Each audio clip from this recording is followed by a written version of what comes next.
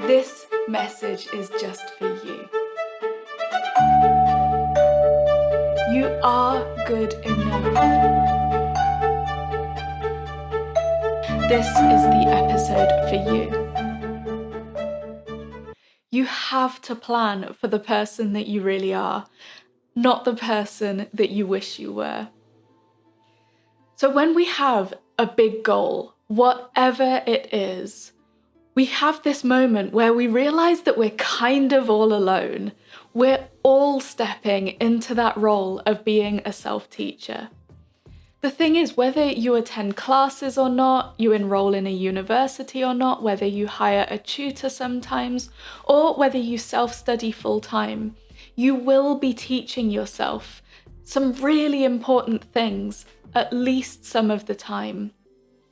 And on one hand, that's kind of scary, but on the other, it is such a freeing position to be in.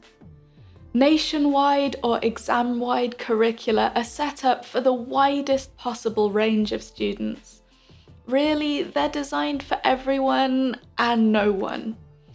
Okay, they might be differentiated based on a really broad range of factors: reading age, grade boundaries, demographic, academic set, but they can never be truly bespoke. And yet, as your own teacher, all of a sudden you're planning for one person.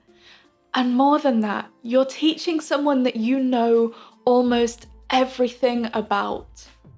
You know what baggage you bring with you, the rights and wrongs of your school days, all these tiny little things about your personality, about how you remember things, about how you make things important enough to yourself that you will remember them. You know all the tiny things that make you happy, that motivate you. You know your habits. You know what drives you. You've got so much information about yourself that could help you to teach yourself in a way that's really going to work for you. So then why do so many of us ignore all that and set about teaching the person that we wish we were? You know you're a night owl, so why are you trying to wake up at 5 a.m. to study vocabulary? You know you hate feeling hemmed in by routine, so why are you making a rigid timetable that makes every weekday look pretty much identical, week in, week out? Or maybe you know that you can only concentrate for half an hour at a time, so why are you beating yourself up about the fact that you can't start at 9 a.m. and then study straight through till lunchtime without getting fidgety? Language learners, you know who you are. You know what you do. And that belief that we need to be teaching the ideal student rather than the one that you know you are actually comes out in so many different ways. We buy textbooks and courses for our fantasy self, even though we know at the time in the back of our minds that the real us won't use them or will start out with that feeling of obligation and then quickly lose interest.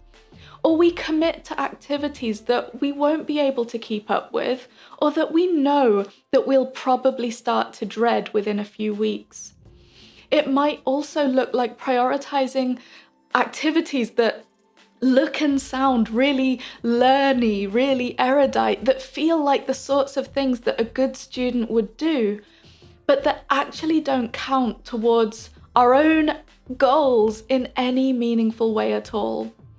We ignore everything that we've learned over years about our social battery and decide that we need to plan out the life of an extrovert to reach our goals, only to find that we run in the opposite direction and we hide from it. We feel physically ill every time we think about what we need to do that day or that week. Language learners, you aren't teaching that other person that you wish you were, so don't plan lessons for your fantasy self. Don't buy resources for your fantasy self.